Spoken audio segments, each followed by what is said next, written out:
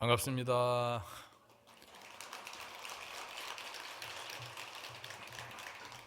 점심 공양들 하셨어요? 많이 드셨습니까? 지난 시간에 오전에 각종 장엄과 또 공양까지 저희가 공부를 했습니다. 그 도솔천궁에 오르는 품, 승도솔천궁 품이 아직 끝나지를 않았어요. 도솔천에 대해서 제가 이제 설명을 장황하게 했는데 결국 이제 지족하는 하늘이다. 그리고 미륵보살님, 저희에게 미래 부처님이시죠. 미륵보살님이 대기를 하고 계시다. 그런 하늘이다. 근데 그 미륵이라는 그 어원이요, 참 재밌습니다. 마이뜨레아, 근데 마이뜨레아에서 나왔어요. 마이뜨레아. 영문으로도 그렇게 표기를 하는데 그게 이제 범어입니다. 인도 말로. 그래서 실제로 보면은 힌두의 신이기도 해요. 그리고 자, 미트라라고 또 등장을 해요. 미트라 들어보셨는지 모르겠는데 태양신으로 알려져 있는데요. 조로아스터교의 교주는 이제 그 여러 신이 등장을 합니다만은 거기서도 이제 태양신으로서 선신으로 등장을 하고, 그게 이제 기독교를 거쳐가면은 메시아가 됩니다. 메시아. 어원을 보면은 비슷해요. 힌두, 불교, 심지어는 조로아스터교. 조로아스터교는 지금 거의 사라졌죠. 아직은 근데 인도에는 아직 남아 있습니다. 배화교라 해서 그 부처님께서 가섭 삼형제를 교화하는데 무진 애를 쓰시거든요. 제자들 가운데 정말 10번을 찍습니다. 10번을 찍어요. 10번을 찍어서 넘어오는데 그 가섭 삼형제가 바로 배화교도들, 낙의 범지라고 이제 경전에는 나옵니다. 그래서 한때는 굉장히 융성했어요. 기원전 7세기경인데 그러다가 저쪽 페르시아 제국이 무너지면서 알렉산더 대왕에 의해서 무너지면서 사실은 좀 희석화됐고, 지금은 이제 그때는 이제 종교와 정치가 종교가 일치하다 보니까 제국이 무너지면서 같이 이제 쇠락의 길을 걷게 됐는데, 어쨌든 저희가 그 선과 악의 개념이라든지 뭐 삶과 죽음이라든지 그런 이원론적인 흑과 백, 굉장히 영향을 끼친 종교입니다. 물론 그 이전에 뭐 이집트 종교도 있습니다만은 어쨌든 기독교에서는 메시아, 구원자로서 자리를 잡게 되고, 심지어는 그 도가에서는 그 노자가 바로 도솔천에 머문다. 그래서 굉장히 중요한 위치를 차지하는 그런 곳이었습니다. 그래서 구원자 내지는 미래의 부처님으로 희망의 대상이 됩니다.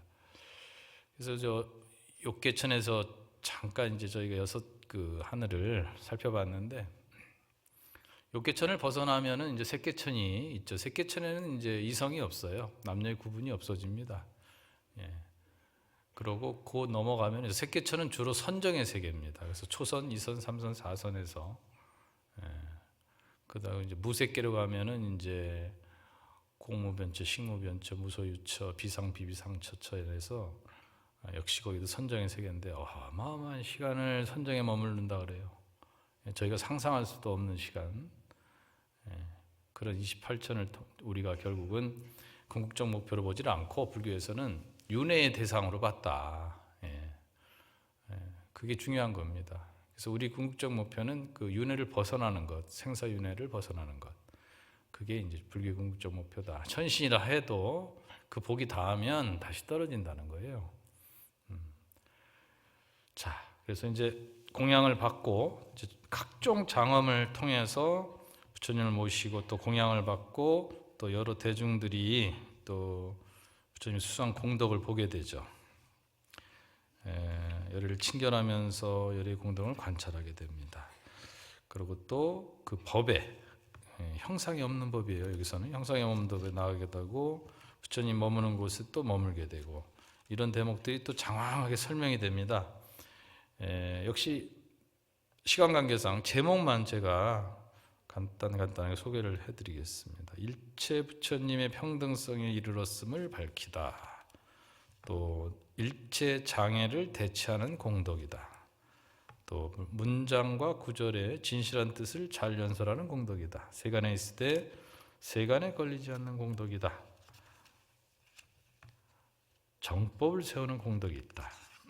열애의 공덕에 대해서 이제 대중들이 찬탄을 합니다. 수기하는 공덕이 있다. 몸의 일체 세계에 나타내시는 공덕이 있다. 일체법에 막힘이 없는 공덕이 있다. 또 근기를 따라서 몸을 나타내는 공덕이 있다.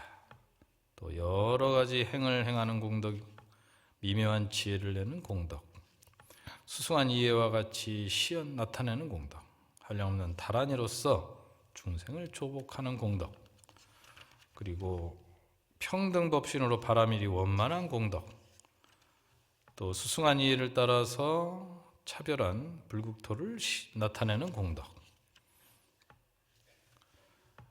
부처님의 세 가지 몸이 제한이 없다는 공덕, 일체 중생을 이익하게 하는 공덕,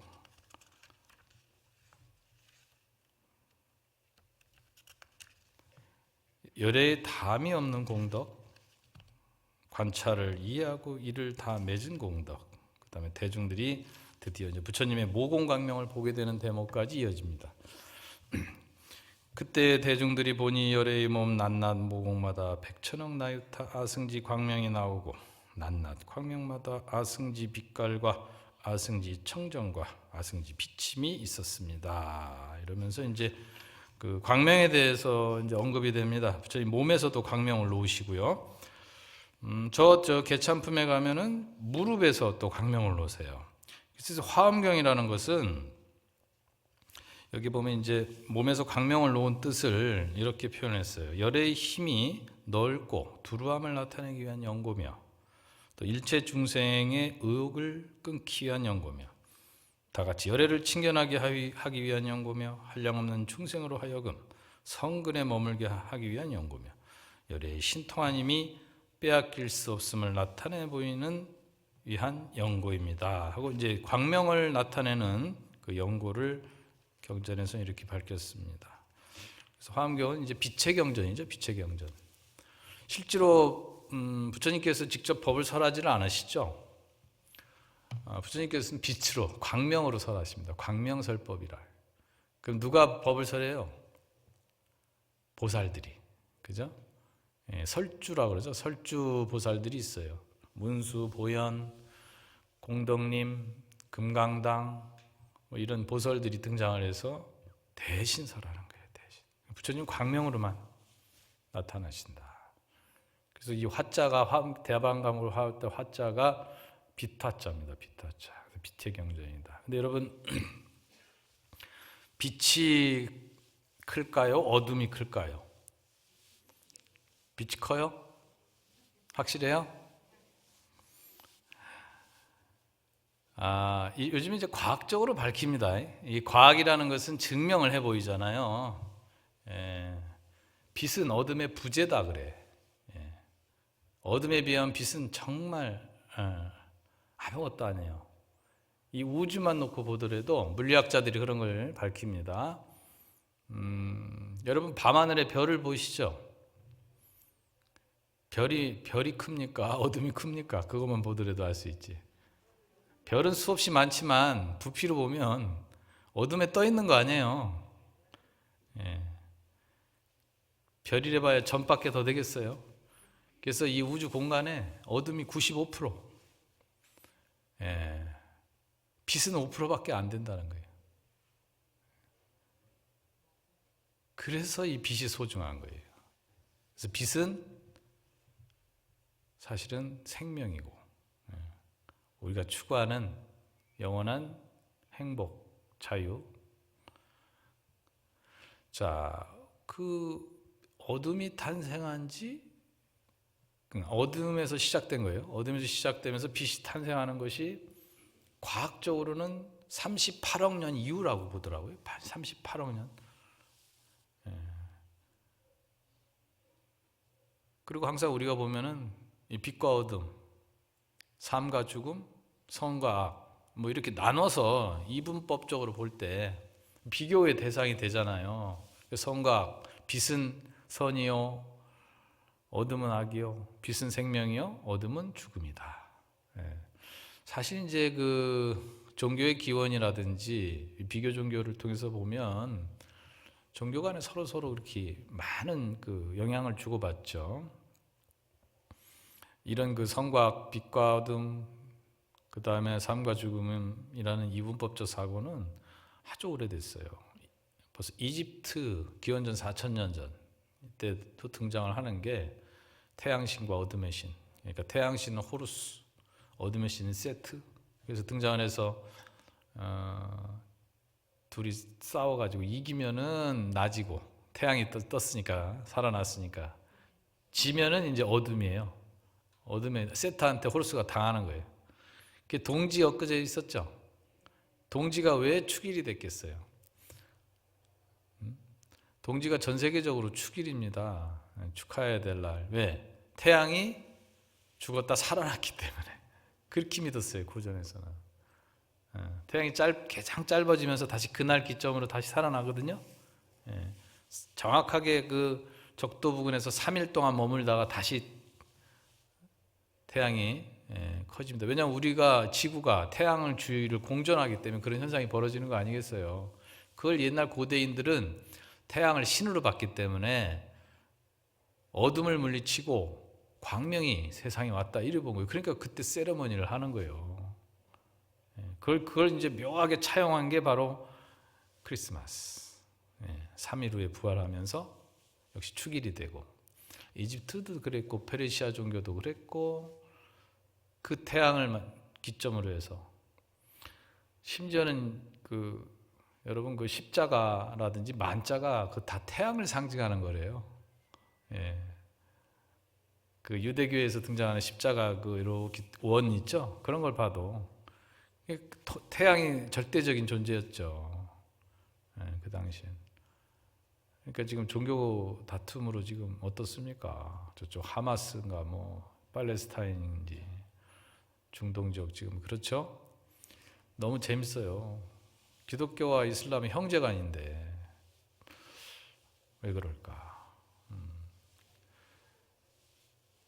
뭐 타종교 얘기를 할 건 아닙니다만은 어쨌든 우리가 이렇게 종교의 기원이라든지 비교 종교를 통해서도 둘이 아닌 이치를 보게 됩니다. 그래서 이 빛이라는 것은 그만큼 소중한 거예요. 그래서 우리가 아미타, 무량수, 무량광, 무량한 빛과 무량한 수명, 그것은 영원한 생명을 의미하거든요. 그래서 다시는 나고 죽지 않는 거예요. 불교의 궁극적인 목표는 윤회를 벗어나는 데 있다. 뭐 저기 도솔천에 나서 끝나는 게 아니에요. 비비상천에 가서 선정에 뭐 8만 겁을 머문다나 8만 겁 그런 게 궁극적 목표가 아니라는 거죠. 영원한 것을 추구하는 것이다. 그래서 화엄경은 또 빛의 경전이고 그래서 끊임없이 광명에 대해서 설하고 있습니다. 자, 그래서 이제 열의 수승한 덕을 빛으로 통해서 나타내 보이시고 그리고 이제 드디어 궁전으로 올라가십니다.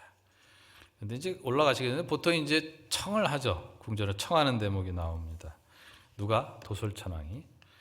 그때 도솔천왕이 열애를 받들어 모시기 위하여 이와 같은 모든 공양거리를 장엄하게 준비하고 나서 백천왕 나였다 승지 도솔천자들과 더불어 부처님을 향하여 합장하고 부처님께 사례어 말하였습니다. 잘 오셨습니다 세존이시여. 잘 오셨습니다 선서시여. 잘 오셨습니다 열애 응공정등각이시여. 오직 불쌍히 여기시어 이 궁전에 들어오십시오. 아까도 제가 애념인계인 그 파상계의 그걸 말씀을 드렸는데 항상 이제 부처님께 또 보살님들께 저희가 중생들이 애념섭수라는 말을 많이 쓰거든요. 불쌍히 여기시어 가엾이 여기서. 왜냐하면 이 중생계는 욕계의 중생은 욕심에 똘똘 뭉쳐가지고 만족할 줄 모르고 고통을 받고 사니까 이 궁전에 들어오시는 것도 우리들 불쌍히 여겨서 살펴주십시오. 그렇게 청을 합니다. 그렇게 청을 하니까 이제 드디어 청을 받아요. 그때 세존께서 부처님의 장엄으로 스스로 장엄하며 큰 위덕을 갖추고 일체 중생들로 하여금 큰 기쁨을 내게 하기 위한 연고며 일체 보살들에게 깊은 깨달음과 이해를 바라게 하기 위한 연고며 일체 도솔천자들이 용락을 증익케 하기 위한 연고며 도솔다 천왕이 공양하고 받들어 섬겨서 싫어함이 없게 하기 위한 연고며 한량없는 중생이 부처님을 인연하여 발심하기 위한 연고며 한량없는 중생이 부처님을 칭견하는 성근을 심어서 복덕이 다함이 없도록 하는 연고며 청을 받는 이유를 쭉 설명을 합니다. 항상 능히 청정한 믿음을 일으키는 연고며 부처님을 칭견하고 공양하되 구하는 바가 없는 연고며 가진 바의 뜻과 원을 다 청정히 한 연고며 성근을 부지런히 모아서 게으름이 없는 연고며 큰 소원을 바래서 일체 지혜를 구하는 연고로 도솔천왕의 청을 받아서 일체 보장엄전에 들어가셨습니다. 이 세계와 같이 시방에 있는 일체 세계에서도 다 또한 이와 같았습니다. 하시면서 드디어 이제 궁전에 드시는 거예요. 자, 궁전에 드시니까 궁전에 또 장엄이 있겠죠. 공양 구름이 일어나고 장엄이 이루어집니다. 그래서 이제 도솔천왕이 부처님을 청에 모심으로써 결국은 이익을 얻게 된다는 대목이 또 이어져요. 어떤 이익이냐면 그때 도솔천궁에서 춤과 풍악과 노래와 찬탄이 치성하게 연주되어 쉬지 않았습니다. 부처님의 위실력으로 도솔천왕이 마음이 산란하지 아니하고 지난 옛적의 성근이 모두 원만하며 한량없는 선한 법이 더욱더 견고하여 청정한 믿음이 증장하여 큰 정진을 일으키며 큰 환희를 내어서 뜻이 청정하고 깊어지며 보리심을 발하여 법을 생각함이 끊어지지 아니하고 모두 기억하여 잊어버리지 아니하였습니다. 그래서 도솔천왕이 부처님을 청한 이런 이익을 얻게 된다는 내용이 이어졌습니다. 그 다음에 이제 바로 이 개송으로서 찬탄하는 내용이 나옵니다. 자그마치 10가지거든요. 첫 번째 개송만 소개를 해드릴게요. 친한 옛적 무예얼렬에 계시었음에 여러 가지 길상 중에 가장 수승하며 그 부처님의 장엄전에 일찍 드시었으니 그러므로 이곳이 가장 길상합니다. 뭐 이런 내용으로 계속 개송으로서 궁전에 오르신 부처님을 찬탄을 하는 내용이 이어집니다. 자, 드디어 이제 사좌자에 오르시는 대목입니다. 저희가 아까 장엄 부분에서 제일 먼저 장엄한 게 뭐였죠? 사좌자 장엄이었죠. 자리를 장엄했죠. 그때 세존이 일체 보배 장엄전에 많이 보장 사좌자 위에 결가부자를 하고 앉으시었습니다. 드디어 이제 법상에 올라가신 거예요. 법신이 청정하고 묘한 작용이 자제하사 삼세의 부처님들과 경계가 같으시며 일체 지혜에 머물러 일체 부처님과 더불어 한 성품에 같이 들었으며 부처님 눈이 밝으사 일체 법을 보시되 장애가 없으며 큰 위력이 있어 법계에 널리 논이시어 쉬지 않으시며 큰 신통을 갖추시고 교화할 중생이 있는 데는 모두 나아가시며 일체 모든 부처님의 걸림없는 장엄으로 그 몸을 장엄하고 그 시기를 잘 아시며 대중에게 법을 말씀하시었습니다. 드디어 이제 당신이 사자제에 오르셔서 덕을 나타내 보이시는 겁니다. 그러니까 대중들이 당연히 이렇게 운집해 있겠죠. 가히 말할 수 없이 많은 모든 보살 대중이 각각 다른 지방의 가지가지 국토로부터 함께 와서 모이니 대중들이 모임이 청정하며 법신이 둘이 없으며 의지하는 바가 없어서 능히 차지하여 부처님 몸에 행을 일으켰습니다. 자, 대중이 운접했고 이제 결국은 궁전의 장엄으로서 도솔천궁에 오르는 품이 끝이 납니다. 이 사자자에 앉으시고 나니 그 궁전 가운데서 저절로 한량없고 헤아릴 수 없이 많으며 특수하게 아름다워 모든 다른 하늘의 것보다 훨씬 뛰어난 공양거리가 있었습니다. 소위 꽃다발 의복과 바르는 향과 가르는 향과 가루향과 보배일상과 깃대와 번과 풍악과 노래와 찬탄이었습니다. 이와 같은 등의 일들이 낱낱이 다 헤아릴 수 없었습니다. 넓고 큰 마음으로 공경하고 존중하여 부처님께 공양하니 시방의 일체 도솔타천에서도 또한 이와 같았습니다. 자, 이렇게 해서 이제 그 승도솔천궁품이 마치게 됩니다. 자, 제가 이제 말씀드렸듯이 도솔천에 오르시고 또 이제 시방의 보살님들께 개성으로 찬탄을 받으시는 개참품 이어지는데, 이것은 이제 오해설법의 본론인 십회양품을 위한 서론에 해당이 되는 것이다. 결국 내일 이제 여러분이 십회양품을 듣게 됩니다. 자, 그러면 23권에 해당하는 도솔천국 개참품 보겠습니다. 도솔천국 개참품.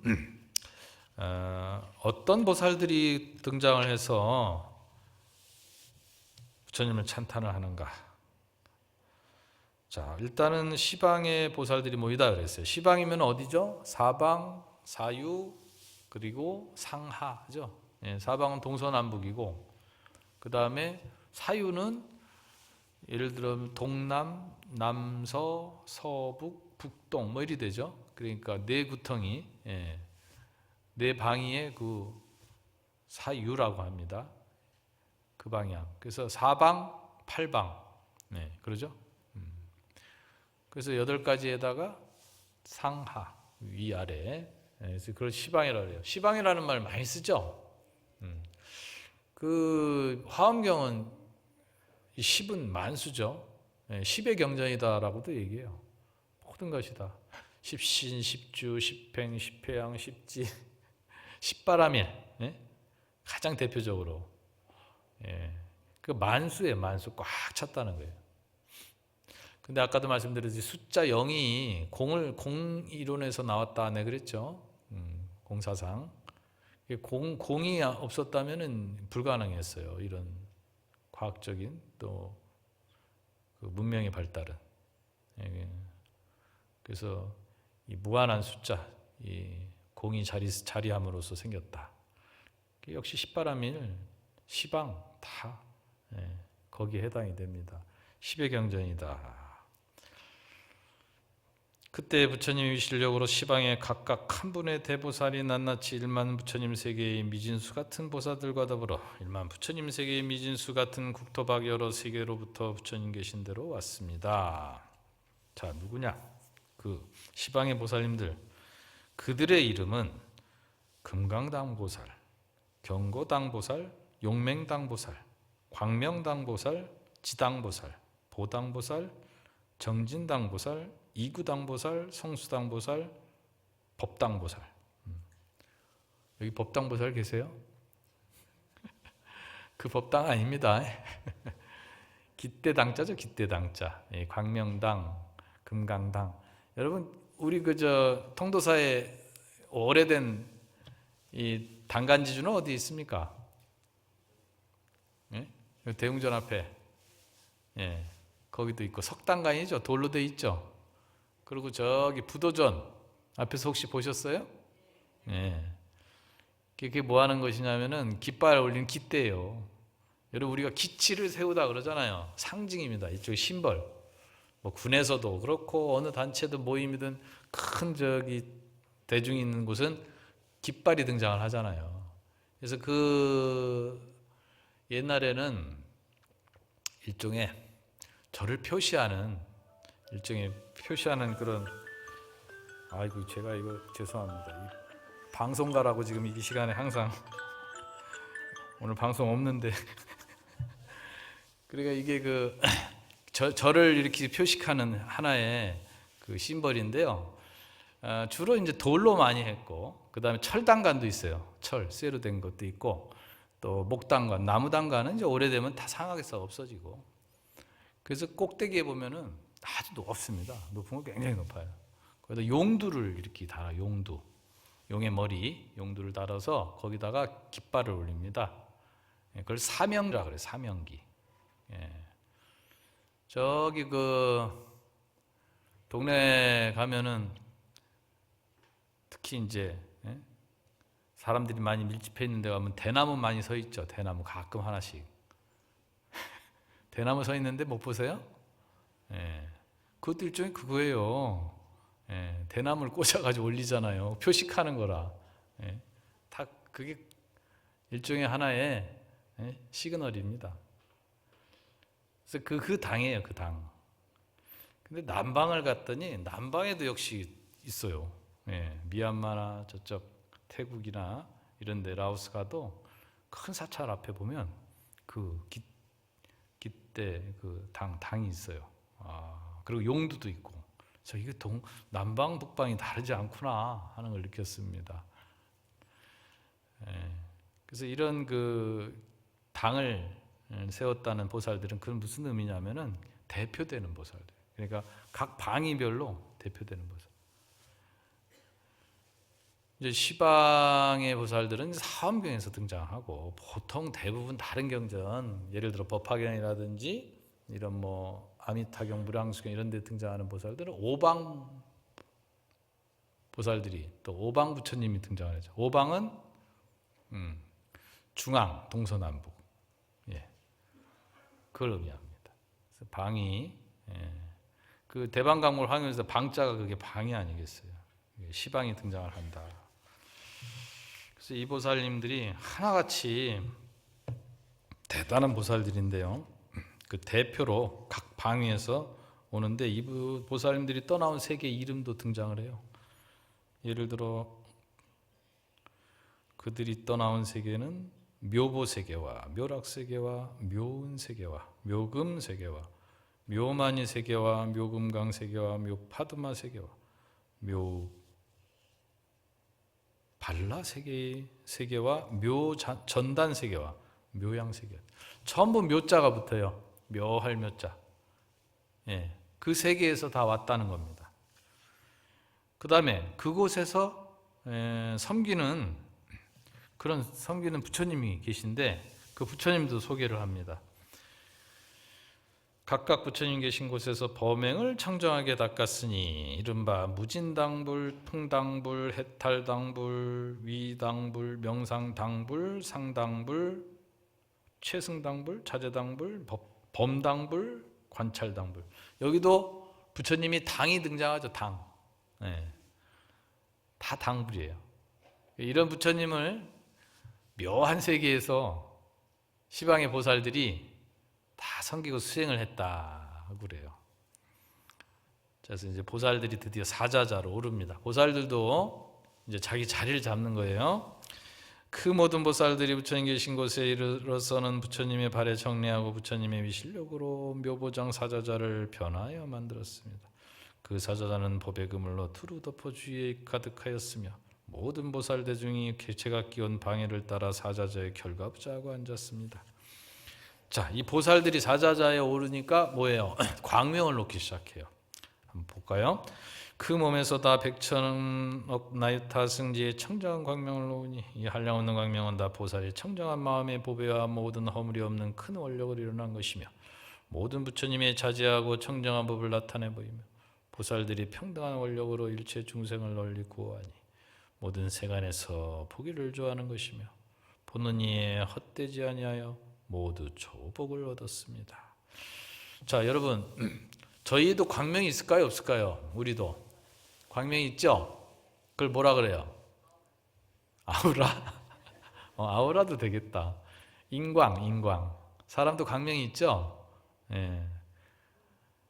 특히 이제 안광, 눈에서 불 캄캄한 칠흑 같은 어둠에서 보면은 보인대요.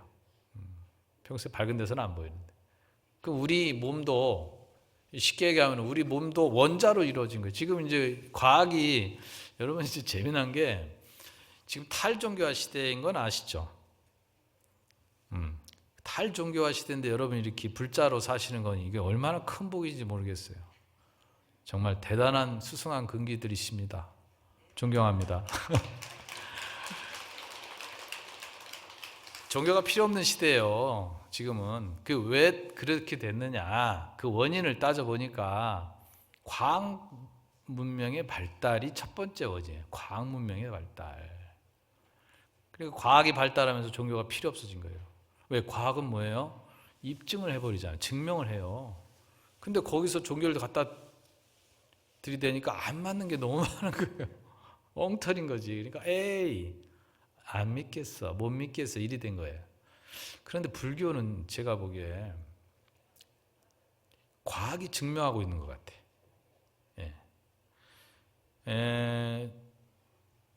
지금 예를 들어 여러분 아까 설명하다 말았는데 그 도솔천 위에 화락천은요 락변화천이라고 해서 거기 그 천인들은 자기가 즐거운 것을 변화시켜서 그 즐거움을 누린대요. 그래서 화락이에요. 변화시킨다.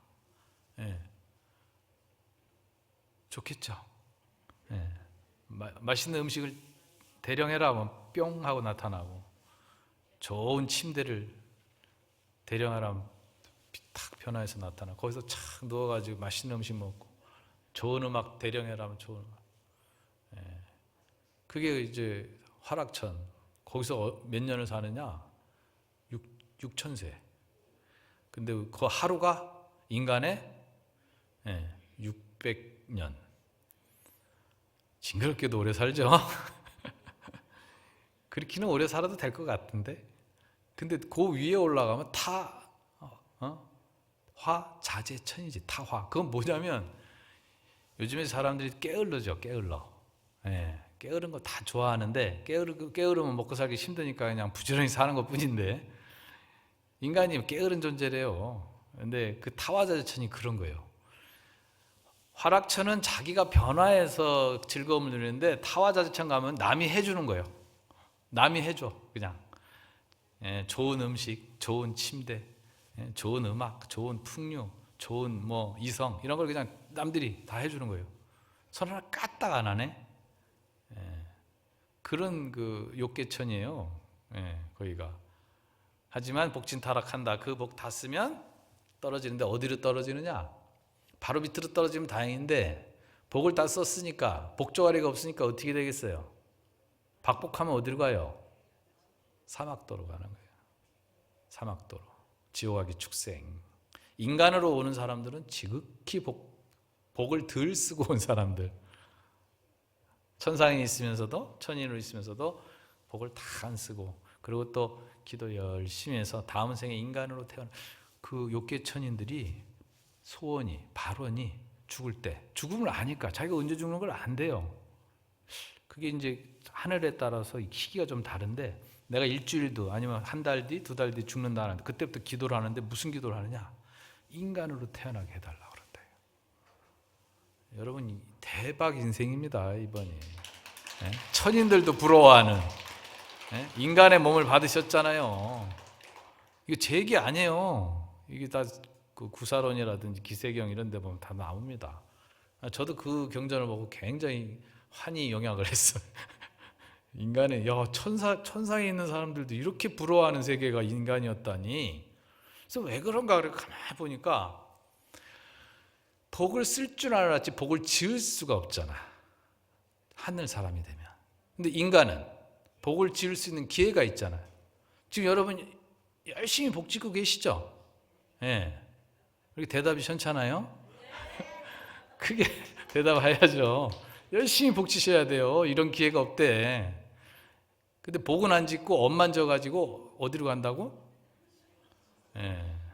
밑으로 가는 거예요. 위로 못 가고.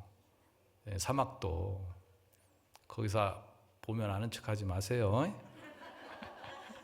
저도 이 복조가리가 없어서 복을 못 줘서 큰일입니다 지금. 어쨌든 천인조차도 다음 생에는 인간으로 태어나게 해주세요.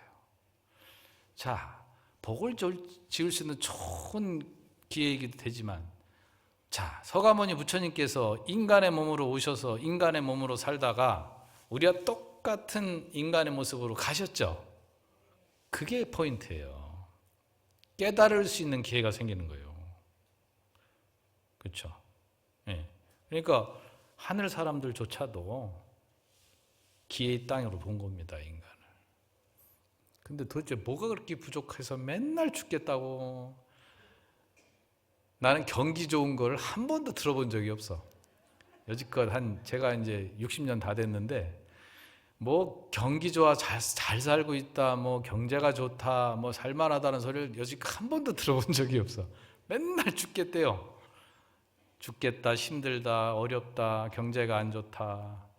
그래서 내가 그래, 언제 경제 좋은 적이 있었냐고, 언제 잘 산 때가 있었냔 말이지. 흠소신마, 예? 우리 저기 임재 스님 흠소신마, 도대체 뭐가 부족하니? 제자들한테 항상 그러셨죠. 도대체 왜 그러니? 뭐가 부족해? 예? 인간의 몸 받은 자체가 요즘 좋아하는 여러분들 대박인데, 예? 더 이상 뭘 바래? 복질 수 있는 이 좋은 기회를 왜 놓치고 사느냐 이게. 엄만 잔뜩 짓고. 그래서 이제 경전을 보면은 뜨끔뜨끔한 게, 예를 들어 조갑상토라든지 맹구목 같은 비유가 그런 거 아니에요. 인간의 몸 받기 그리 어렵대. 그러니까 천인들조차도 그 기도를, 죽기 전에 마지막 기도 발언을 인간 태어나게 해달라.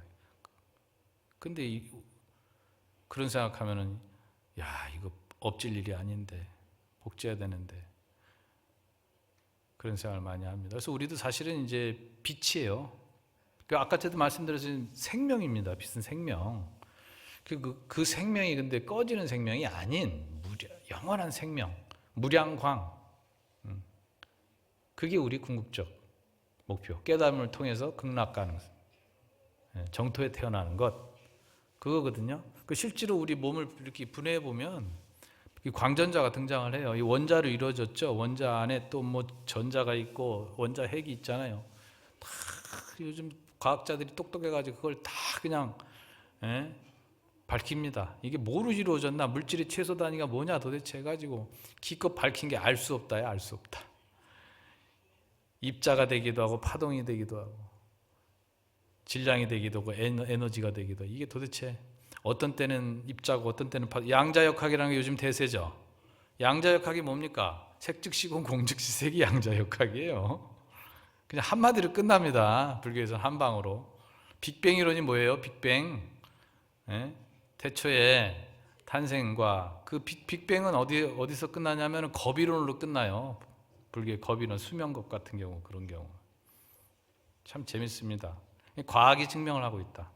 그러니까 여러분들은 인간의 몸을 받은 대박 인생에다가 부처님법을 만났으니, 불법을 만났으니 그야말로 대박 아니겠습니까? 대박 중 대박, 초대박. 네? 저는 그리 생각합니다. 자, 행복한, 자, 나날이 좋은 날이고 행복한 날이 아닐 수 없습니다. 더군다나 이렇게 참 대한민국에 이런 절이 어디 있어요? 저는 통도사 스님으로서 너무 자랑스럽고 자부심이 느껴집니다. 특히 화엄살림 때는 저희들도 그동안 떨어진 신심도, 없어진 신심도 다시 생기고, 그야말로 환희심에 한 달을 보내게 되는데,